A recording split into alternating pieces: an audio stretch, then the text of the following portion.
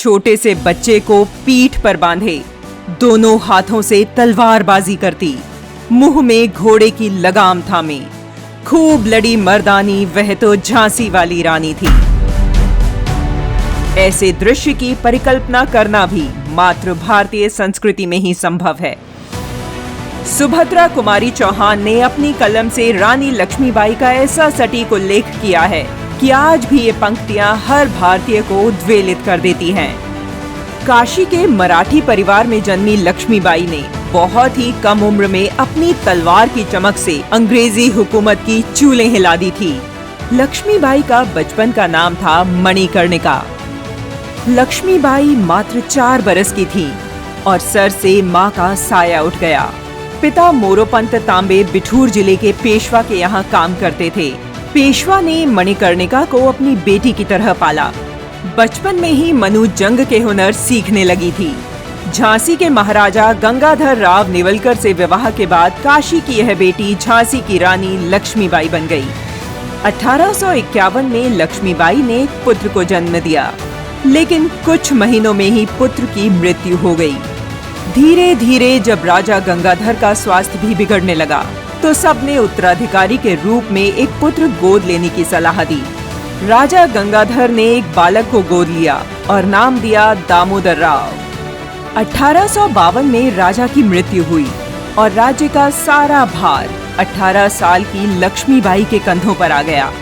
राज्य हड़पने की मंशा से अंग्रेजों ने गोद लिए पुत्र दामोदर राव को झांसी का उत्तराधिकारी मानने से इनकार कर दिया। 1854 में ब्रिटिश सरकार ने लक्ष्मीबाई को महल छोड़ने का आदेश दिया, लेकिन रानी लक्ष्मीबाई ने झांसी नहीं छोड़ने का फैसला किया। हालांकि इसके बाद भी सरकार ने झांसी को अपने अधीन कर लिया और रानी से जबरन झांसी के सारे अधिकार छीन लिए। रानी अब झांसी के राजकार्यों में हस्तक्षेप नहीं कर सकती थी, वह दुर्ग में प्रवेश भी नहीं कर सकती थी। अंग्रेजों की यह तानाशाही रानी लक्ष्मीबाई को स्वीकार नहीं थी।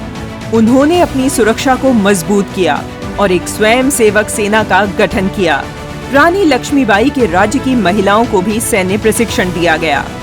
उधर 1857 के स्वतंत्रता संग्राम का बिगुल फूट चुका था।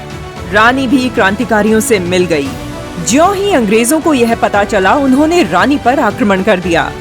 रानी लक्ष्मीबाई ने भी पूर्ण शक्ति के साथ रणचंडी रूप में युद्ध लड़ा और अंग्रेजों को झांसी का किला छोड़कर भागना पड़ा। इस तरह रानी ने अपनी झांसी पर शासन वापस पा लिया। 1858 तक रानी ने झांसी पर शासन किया, लेकिन अंग्रेजों की कुदृष्टि अब भी झांसी पर थी। लेफ्टिनेंट वॉकर ने 23 मार्च 1858 को झांसी की सीमाओं में प्रवेश कर आक्रमण कर दिया। झांसी की सेना में महिलाएं भी गोला बारूद ले जा रही थी और सैनिकों को भोजन दे रही थीं। रानी लक्ष्मीबाई स्वयं शहर की रक्षा का निरीक्षण कर रही थी। 2 सप्ताह तक युद्ध चलता रहा। अंग्रेज किले की दीवार में सेंध लगाने में सफल हो गए।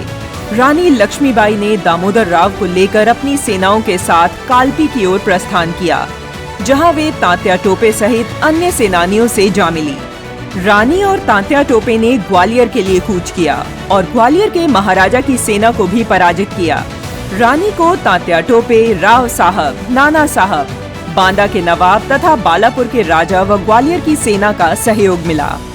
अंग्रेज भी निरंतर रानी की खोज में लगे हुए थे। अंततः उन्होंने रानी को घेर भी लिया।